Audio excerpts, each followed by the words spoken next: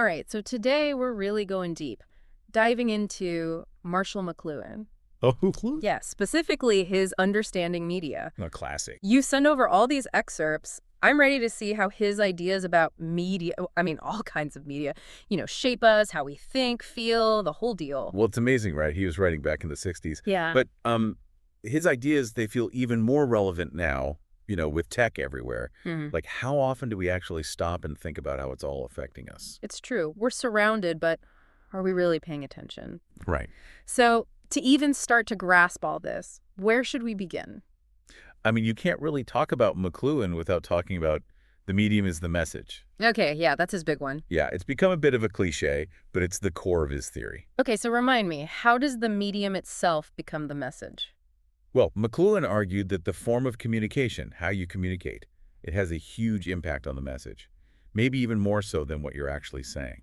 Interesting. So it's not just the content, but the delivery method. Exactly. It's like, think about talking face-to-face with someone versus sending them a text. Oh, yeah. Big difference. Right. You can say the same thing, but the tone, all those nonverbal cues are completely different in person. Yeah, it changes the whole experience. Right. And McLuhan believed this applied to all media, the printed word, radio, TV even. So the form of the media shapes our experience of it. Exactly. Whether we realize it or not. Okay, so the medium is part of the message, but the content still matters. Of course, content matters.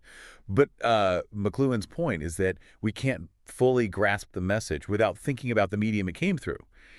Like, imagine trying to understand a painting without looking at the canvas or the brushstrokes. It all works together. That makes sense. Yeah. So do you have a specific example from the excerpts you sent over? Something concrete to illustrate this?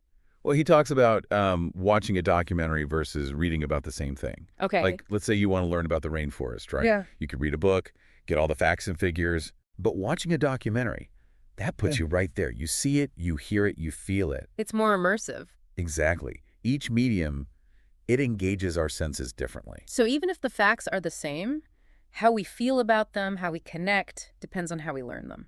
Right. And that's why understanding the medium is so important. Okay. I'm starting to get it. Yeah. So we've got the medium is the message. Now, what about hot and cool media?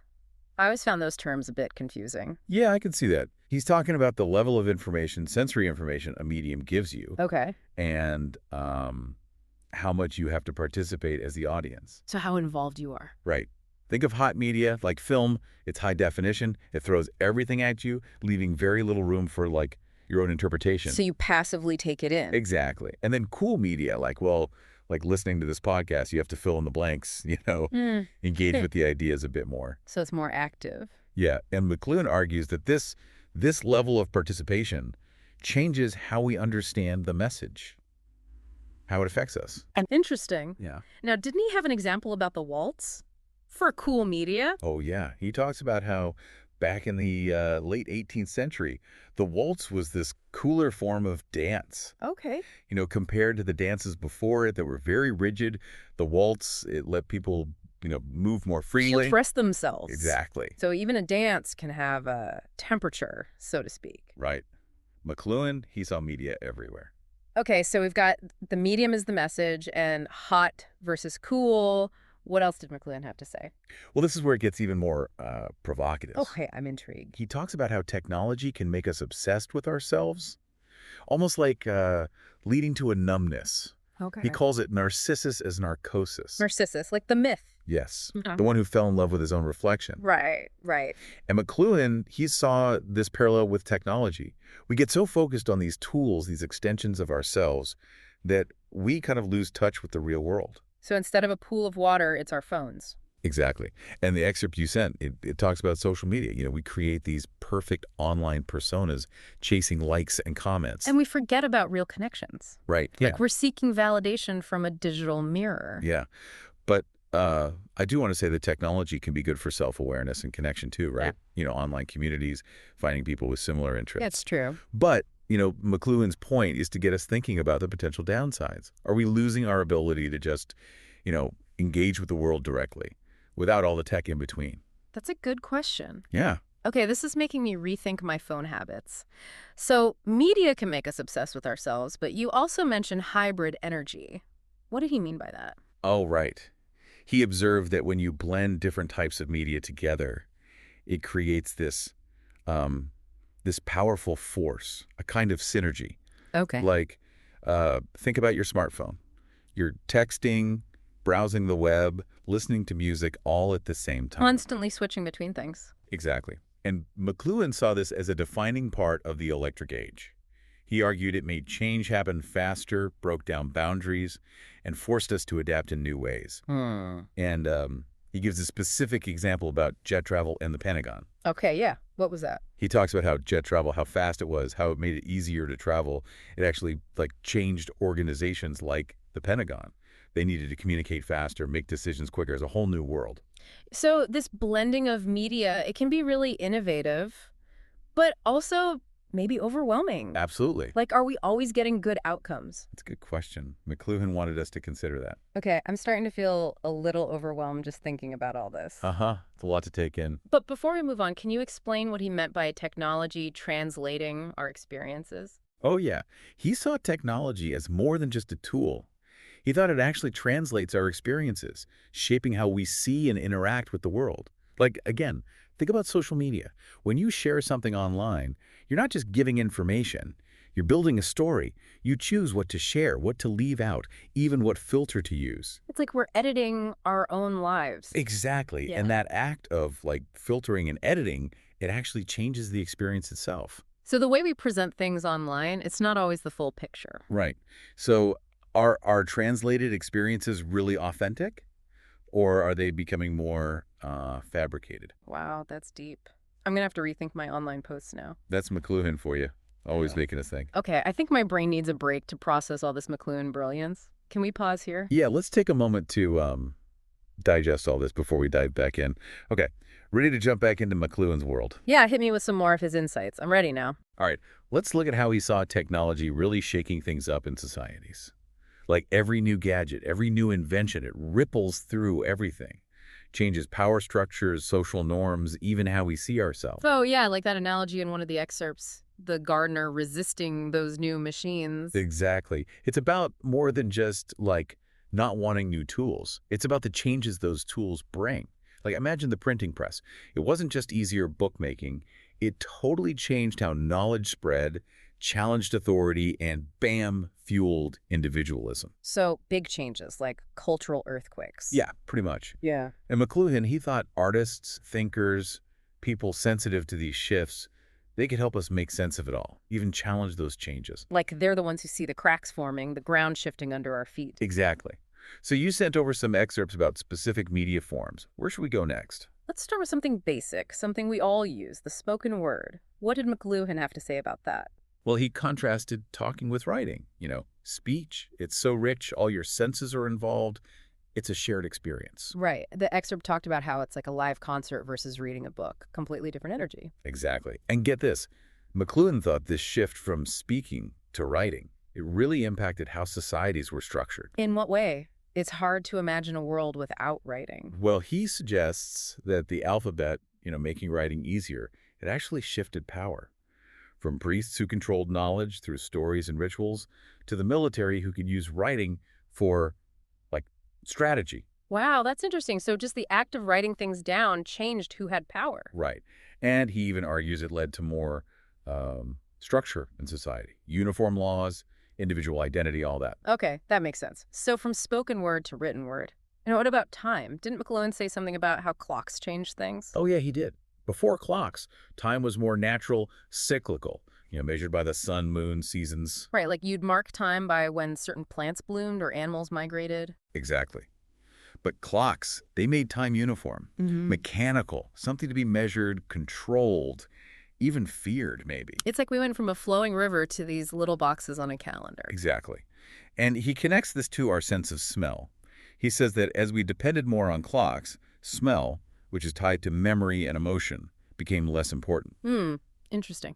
We traded a sensory way of understanding time for a more abstract one. And that shift, he argues, has really changed how we experience the world. Our sense of productivity, efficiency, all of it. Okay, so spoken word, written word, clocks, and our sense of smell. It's all connected for McLuhan. Now, where do we go? Let's dive into visual media, starting with maps and photography. McLuhan says early maps, they weren't really about accuracy, more like recording experiences, journeys. They didn't have our modern idea of space. Right, like those old maps with sea monsters and stuff. Part navigation, part fantasy. Exactly. And McLuhan says modern maps, all about precision. They changed our relationship with space. They put a grid on the world, which, yeah, it's useful, but also kind of flattens things. Makes it all uniform, predictable. Yeah, it's a translation, in a way.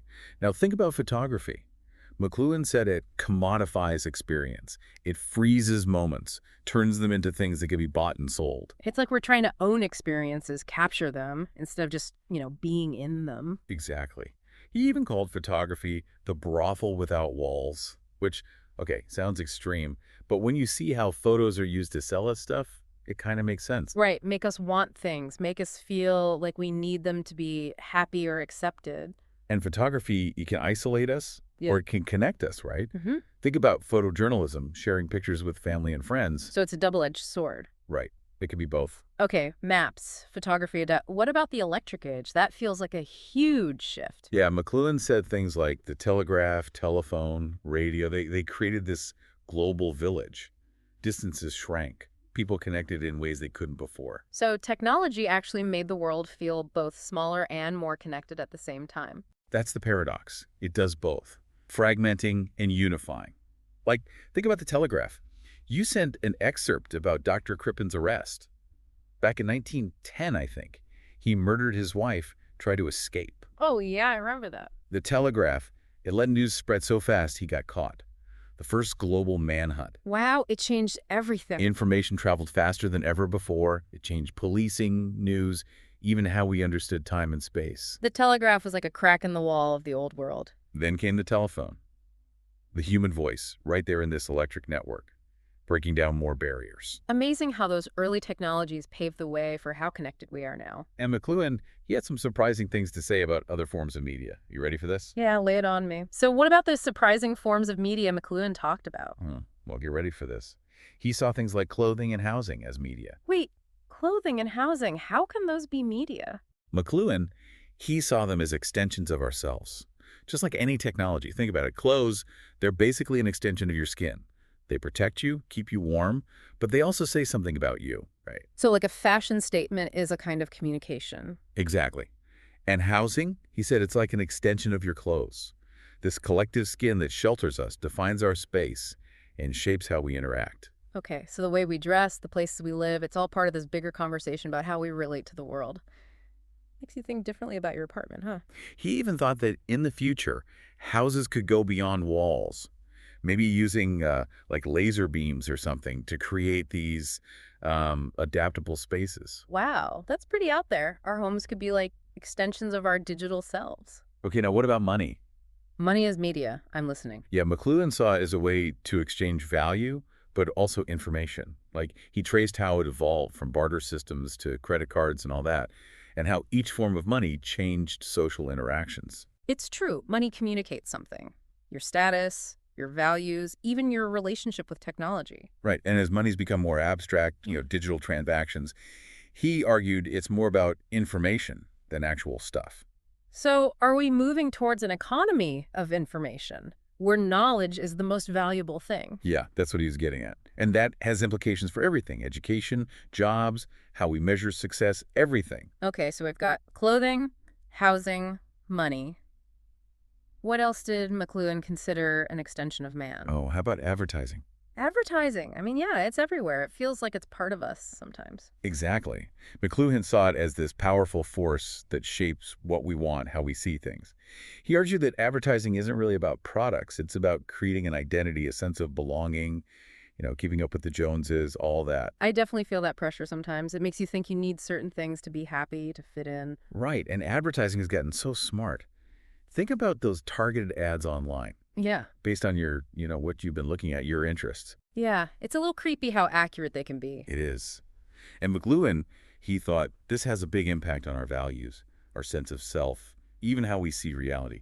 All these messages telling us who to be, what to buy, how to live. So how do we deal with all this without getting lost in it? He thought awareness was key. If we understand how media works, its power, its limits, Mm. then we can start using it more consciously. So pay attention to the messages, be more aware of the influence. Okay, that makes sense. What about games? Are they media too? Oh, absolutely. McLuhan thought games were more than just fun. He said they reflect the values and social structures of a culture, like how people think and interact. So, like, a game of chess could tell you something about a society's ideas about strategy or competition. Right. And he thought games give us a space to participate and connect. And as cultures change, their games change too. So games are both reflecting us and Oh, shaping yeah. us. Exactly.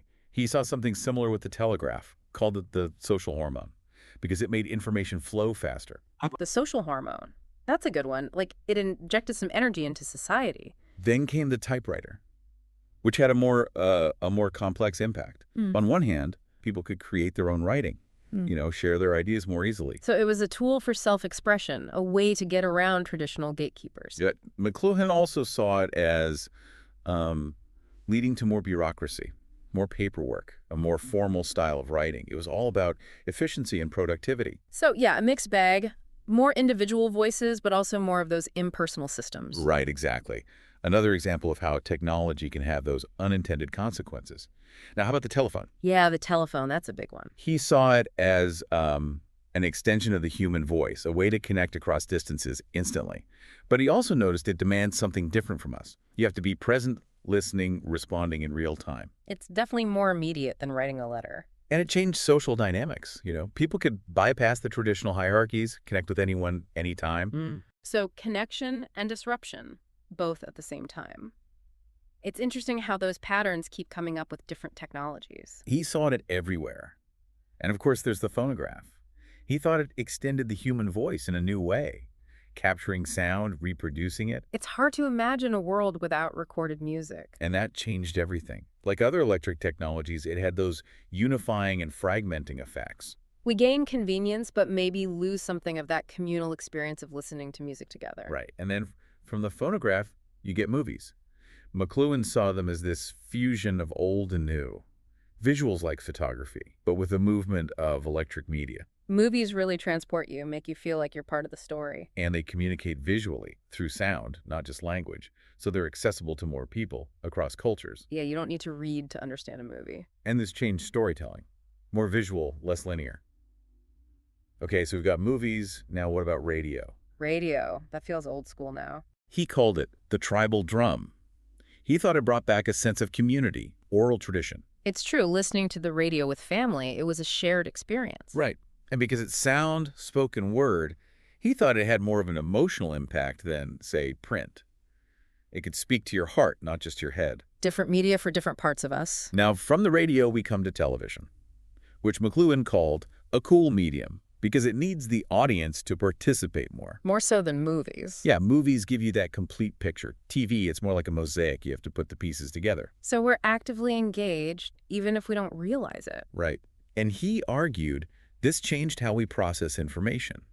Got us used to fragmented stories, multiple perspectives, ambiguity. It's like prepared us for the internet. Exactly. Challenge and opportunity, he said. TV could be great for learning, for social change, but could also make us less critical thinkers. So it all comes back to McLuhan's main point. Media is powerful, use it wisely. Well said. Believe it or not, he even talked about weapons. Extensions of the human body, he said. Tools that amplify our power, but also our aggression. Weapons as media, that's a new one. He said the evolution of weapons has changed warfare, politics, how we see ourselves. Even the Cold War, he saw it as a kind of media war, fought with propaganda and images. So even weapons can be seen as communication, expressing power, ideology. Right. And McLuhan believed the ultimate extension of ourselves is automation. Automation.